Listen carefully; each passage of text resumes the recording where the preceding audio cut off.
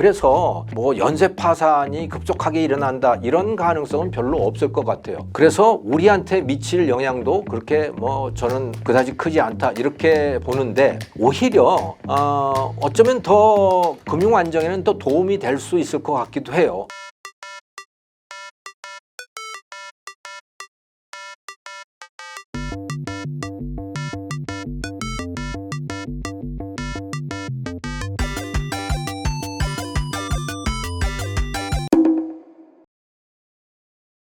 퍼스트 리퍼블릭 은행은 지방은행 중에 하나거든요. 근데 이게 최근에 대규모 그 예금 인출 사태가 발생을 해가지고 파산 상태에 이르게 된 거예요. 그래서 미국 금융당국이 부랴부랴 JP 모간 체이스라고 하는 미국 최대 은행으로 하여금 파산한 이 은행을 인수하게 한 사건입니다. 이게 세 번째인데, 3월 8일 날은 실리콘밸리 은행이 파산을 했고 3월 12일 날은 뉴욕의 시그니처 뱅크라고 하는 곳이 또 파산을 했어요. 이게 세 번째인데, 이게 시스템 위기로 번진다. 그러니까 은행들마다 대규모 예금 인출이 발생할까봐, 그걸 우리는 뱅크런이라고 부르는데, 이 뱅크런이 발생을 할까봐 미국 금융당국이 부랴부랴 나서서 사태를 수습한 거다, 이렇게 봐야 할 것 같습니다.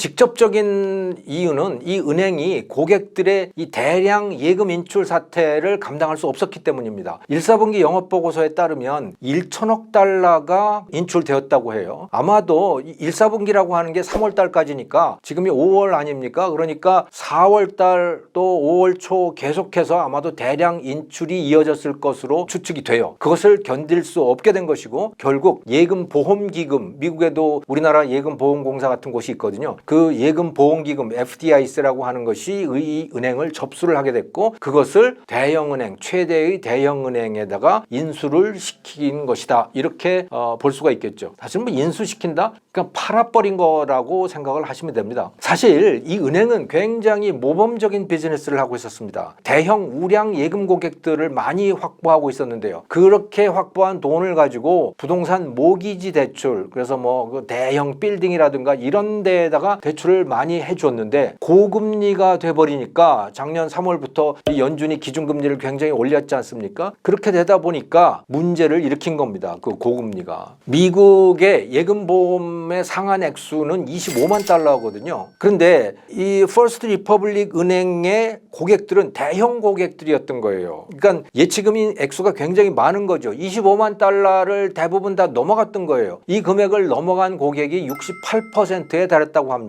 그러니까 그 고객들은 예금 보험으로 커버가 되지 않는 거죠. 그러니까 만약에 은행이 잘못되면 그 돈을 다 날릴 수가 있는 겁니다. 25만 불 이후로는, 그거보다 더 많은 금액은. 그런 상황에서 실리콘밸리 은행 사태로 인해서 불안 심리가 막 퍼져나가니까 이 예금 고객들이 앞을 다투어서 돈을 빼내가지고 그걸 대형은행으로 옮기게 된 거죠. 이 은행의 입장에서는 예금 받은 걸 가지고 모기지에다가 빌려주고 투자를 많이 했는데, 이게 금리가 올라가다 보니까 채권들의 가치가 떨어지게 된 겁니다. 그래서 이거 참 처분을 하기도 매우 어려운 상태가 돼버린 거죠, 이 자산들을. 그래서 결국 두 손을 들고 말았다, 이런 사건인 거죠. 3월 8일 날 실리콘밸리 사태 이후에 연준이 이런 문제를 해결을 하려고 은행이 보유한 모기지 채권 같은 거를 담보로 해서 긴급 자금 대출 제도를 운영을 하기 시작했거든요. 3월 8일 이후부터. 그런데 이 퍼스트 리퍼블릭 은행의 대량 인출 사태는 이 제도가 급하게 만들어지기 그 이전에 이미 벌어지고 있었던 것 같아요. 그래서 이런 사태가 불거져 나왔다고 해석이 됩니다.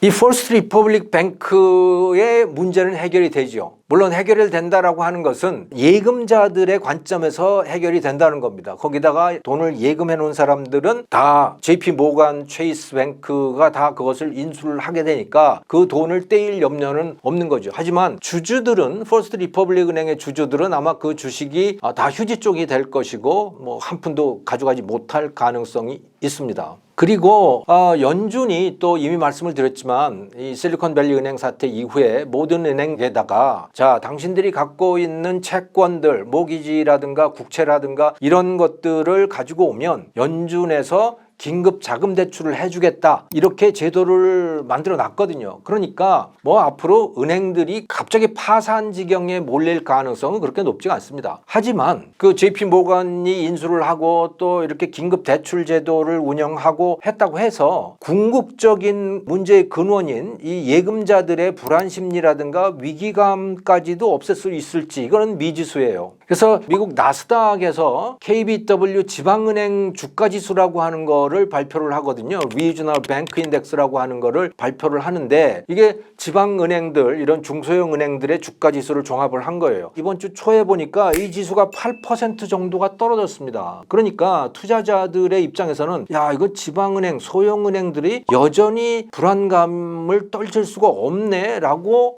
예상들을 하고 있는 것 같아요. 물론 그렇다고 해서 뭐 이게 갑자기 망한다 이런 정도까지는 아닙니다. 지난 3월 8일 날 실리콘밸리 은행이 파산했을 때 이 KBW Regional Bank Index라고 하는 것은 그때 30% 넘게 빠졌거든요. 그때에 비하면 이 First Republic 은행 사태 이후에는 한 8% 정도 빠졌으니까 뭐 그 폭이 작기는 하지만 그래도 여전히 불안은 사라지지 않고 있다 이렇게 봐야 될 것 같습니다.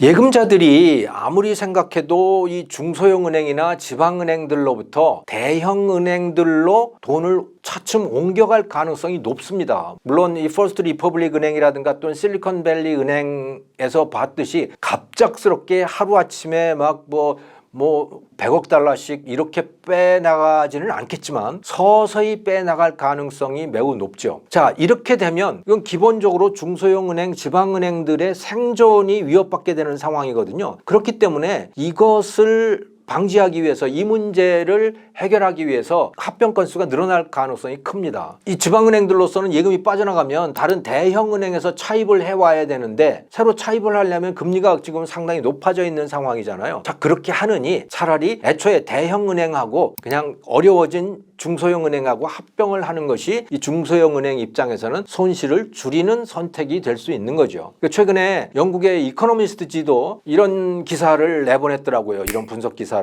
그래서 은행 합병을 통해서 중소은행은 줄어들 것이다. 대형은행은 더욱 몸집을 키우게 될 것이다. 이런 것이 대세로 자리 잡을 것이다. 라고 하는 이런 분석 겸 예상 기사를 내보냈는데 저도 이것이 상당히 설득력이 있다고 봅니다.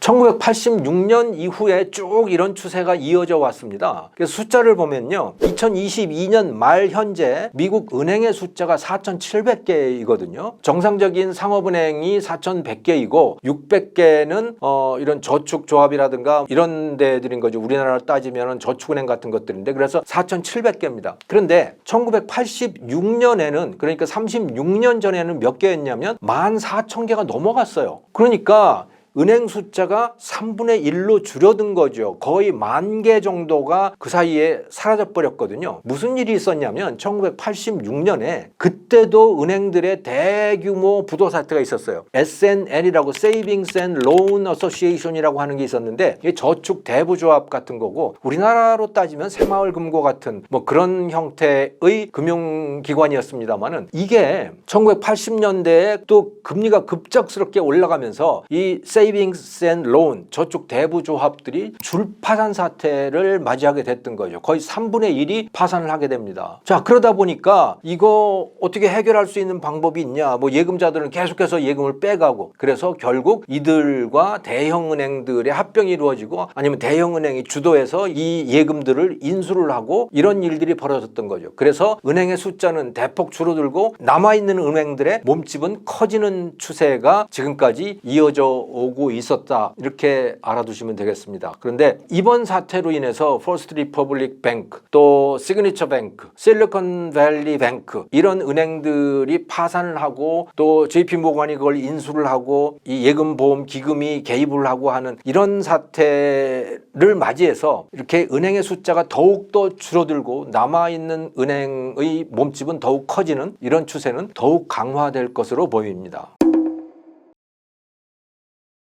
그럴 가능성은 높지 않다고 저는 생각을 합니다. 물론 미국 이 은행들이 연쇄 파산을 일으킨다, 중소형 은행들이 연쇄 파산을 일으킨다면 당연히 우리에게도 그 충격이 다가올 겁니다만은 미국 연준이 긴급 자금 대출 제도를 이미 마련해 놓은 상태이고 또 대형 은행들로 하여금 소형 은행들을 인수하도록 미국 금융 당국이 적극적으로 나선 상태고 그래서 뭐 연쇄 파산이 급속하게 일어난다 이런 가능성은 별로 없을 것 같아요. 그래서 우리한테 미칠 영향도 그렇게 뭐 저는 그다지 크지 않다 이렇게 보는데 오히려 어쩌면 더 금융 안정에는 더 도움이 될 수 있을 것 같기도 해요. 왜냐하면 이번 사태에 겁을 먹고 미국 연준이 금리 인상 속도를 줄인다. 그러면 우리한테도 오히려 킹달러의 압박이 줄어들 수가 있는 거죠. 그렇다면 이 우리가 겪고 있는 금융 경색도 오히려 조금이라도 더 나아질 가능성이 있는 거 아닌가 이런 생각을 해봅니다. 감사합니다.